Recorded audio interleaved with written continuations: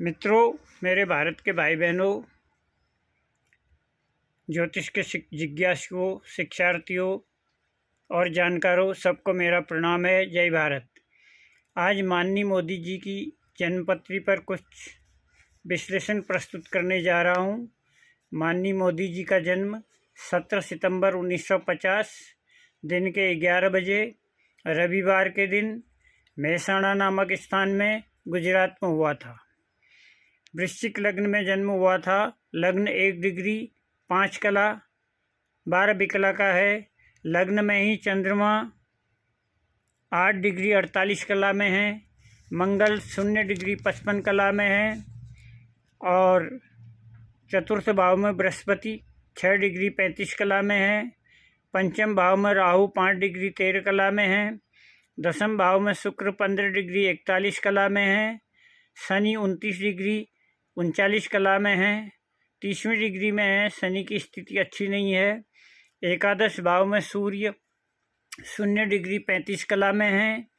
बुध 0 degree 47 कला में है और केतु 5 डिग्री 13 कला में है। और मांदी शनि का उपग्रह बहुत अच्छी प्लेसमेंट में है उनका, तीसरे भाव में 5 डिग्री 13 कला में। और कर्क नवांश का उदय हो रहा है। तो मित्रों, आप इसमें पाएंगे कि अधिकांश ग्रह शुक्र और शनि को छोड़कर लग्न भाव मध्य के निकट हैं, इसलिए भी कुंडली बहुत मजबूत हो जाती है। और भाव चलित में शुक्र और शनि एकादश भाव में चले गए हैं। इस प्रकार एकादश भाव में पांच ग्रहों का योग बन रहा है। एकादश भाव में सभी ग्रह प्रशस्त और शुभ माने जाते हैं। अब आइए पहले इनकी विंशोत्तरी दशा के हिसाब से चर्चा की जाए। अभी वर्तमान में 30/11/2021 से उनको मंगल की महादशा प्रारंभ हो जाएगी और जो ये किसान कानूनों को वापसी का फैसला उन्होंने दशा छिद्र में लिया है।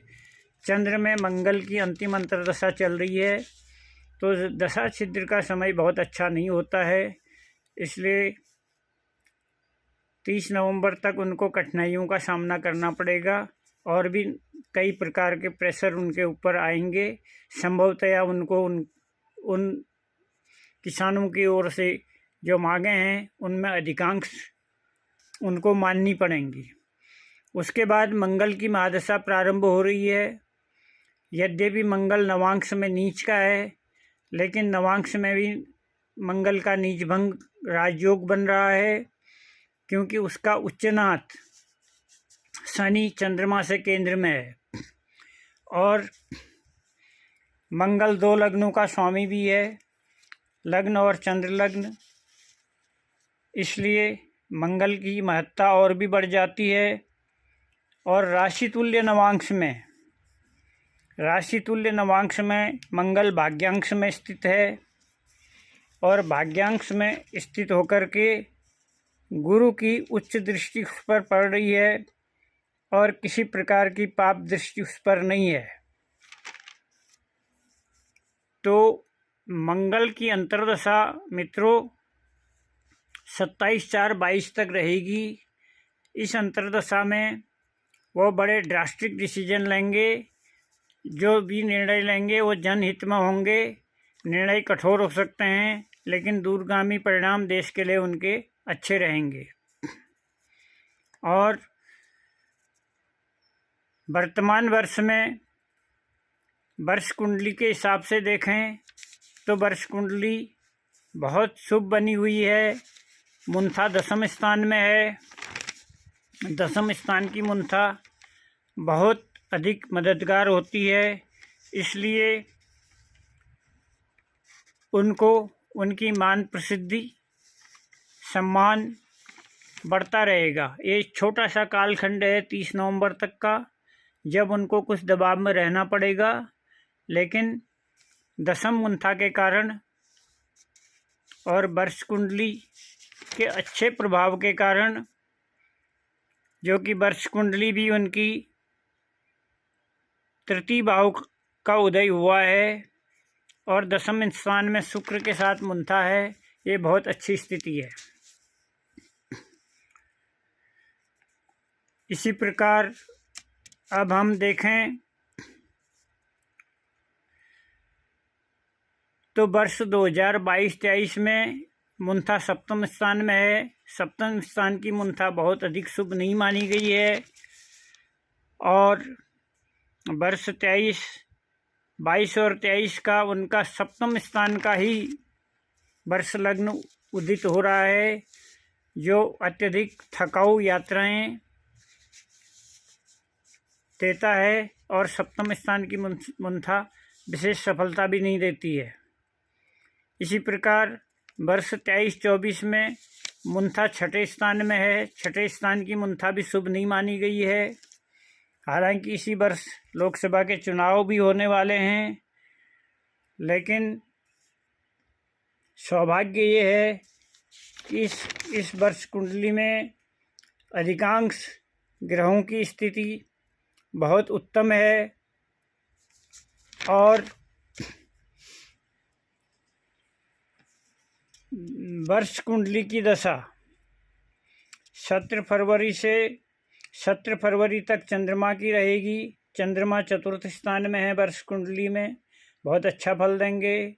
उसके बाद 18 फरवरी से 9 अप्रैल तक 2024 तक मंगल की वर्ष कुंडली में दशा रहेगी और वर्ष कुंडली के पराक्रम भाव में पंचमेश व नवमेश होकर सूर्य के साथ स्थित हैं। मंगल अस्त भी नहीं है, इसलिए यह अत्यंत शुभ दशा है जो अंततः उनको विजय की ओर ले जाएगी।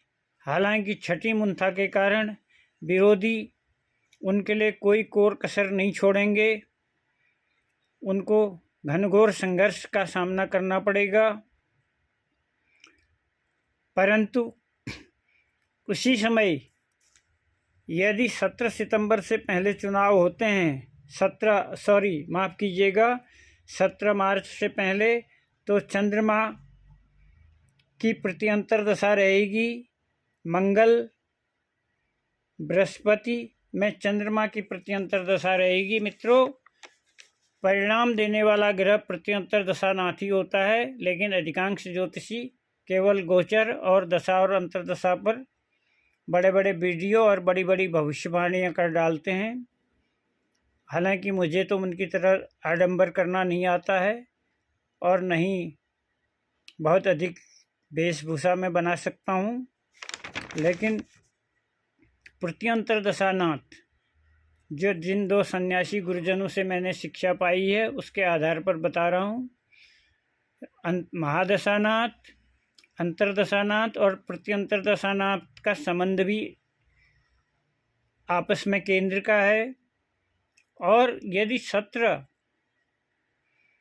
मार्च के बाद चुनाव होते हैं तो भी महादशानाथ और अंतरदशानाथ प्रत्यंतर दशानाथ का बहुत अच्छा संबंध है, केंद्र का संबंध है। और इस वक्त वर्ष दशा भी मंगल की होगी, जो प्रबल होकर वर्ष कुंडली के पराक्रम भाव में स्थित हैं और गोचर में मंगल मकर और कुंभ राशि में गोचर कर रहे होंगे उस समय, और मकर राशि में लगभग 14 मार्च तक रहेंगे, जिसमें उनको अपने भिन्नाष्टक वर्ग में 6 शुभ बिंदु मिले हुए हैं और उच्च राशि भी है, और सर्वाष्टक वर्ग में 32 शुभ बिंदु मिले हैं।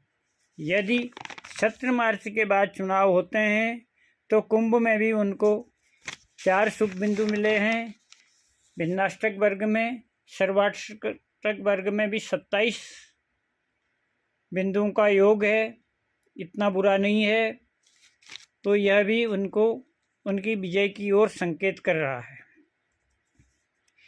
यद्यपि वर्ष सितंबर 22 से सितंबर 24 तक उनको अपनी स्वास्थ्य और सुरक्षा में विशेष ध्यान रखना पड़ेगा, और ठीक वर्ष 2024 में उनके 10वें भाव में शनि और गुरु का दोहरा गोचर भी हो रहा है, डबल ट्रांजिट हो रहा है, मतलब 10वां भाव उनका सक्रिय हो रहा है। और इस समय गोचर में बृहस्पति मेष राशि में होंगे। मेष राशि में सर्वाष्टक बिंदु में वर्ग में बहुत अधिक बिंदु हैं, 30 शुभ बिंदु हैं, और भिन्नाष्टक वर्ग में भी 4 शुभ बिंदु मिले हैं। यद्यपि लग्न और चंद्र से छठे भाव का गोचर है, भाव के अनुसार तो शुभ नहीं है, लेकिन सर्वाष्टक वर्ग के इस अनुसार शुभ, यह स्थिति शुभ है। और शनि 27 सर्वाष्टक वर्ग में अपनी मूल त्रिकोण राशि में 27 शुभ बिंदुओं में गोचर करेंगे। अपनी राशि में कोई भी ग्रह बुरा फल नहीं देता है। यद्यपि भिन्नाष्टक वर्ग में यहाँ पर 2 ही बिंदु मिले हुए हैं शुभ, ये थोड़ी सी कमज़ोर स्थिति है, परंतु दशम भाव को सक्रिय कर रहे हैं, तो जिस भाव में भी दोहरा गोचर होता है उस भाव का उत्थान अवश्य होता है। यह गोचर भी उनके फेवर में जा रहा है। अब आइए जेमिनी चर दशा के हिसाब से अगर हम विचार करें, आज तक किसी ज्योतिषी ने नहीं दिया होगा कोई वीडियो। चर दशा में उनकी मीन की महादशा चल रही है और 17 मार्च तक मीन में कन्या की अंतर्दशा चलेगी।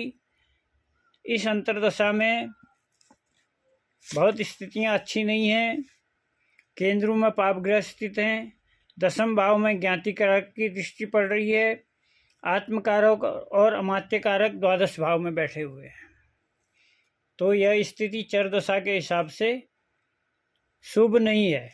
17 मार्च के बाद मीन में तुला राशि की अंतर्दशा आएगी। तुला राशि से त्रिकोण में मातृकारक बृहस्पति विराजमान है, जिनकी लग्न पर भी दृष्टि है। एकादश भाव में आत्मकारक और अमात्यकारक बैठे हुए हैं। दशम भाव को मातृकारक, भ्रातृकारक और पुत्रकारक दृष्टि दे रहे हैं। तो यह निश्चित ही विजय की राशि है। 17 मार्च के बाद बहुत शुभ समय है चर दशा के हिसाब से। मित्रों, अभी मैं प्रति अंतर दशा का विचार चर दशा में नहीं कर रहा हूँ, इसलिए कि जब तक चुनाव की तारीखें डिक्लेयर नहीं हो जाती हैं, प्रत्यंतर दशा का विचार नहीं किया जा सकता है और अंतिम परिणाम प्रत्यंतर दशा ही देती है। लेकिन 17 मार्च के बाद चुनाव होते हैं तो दुनिया की कोई ताकत उनको पराजित नहीं कर सकती है। इसी के साथ धन्यवाद। आशा करता हूँ आप इस वीडियो से लाभान्वित होंगे और अधिक से अधिक शेयर और सब्सक्राइब करेंगे और अपने अमूल्य विचार देंगे। धन्यवाद।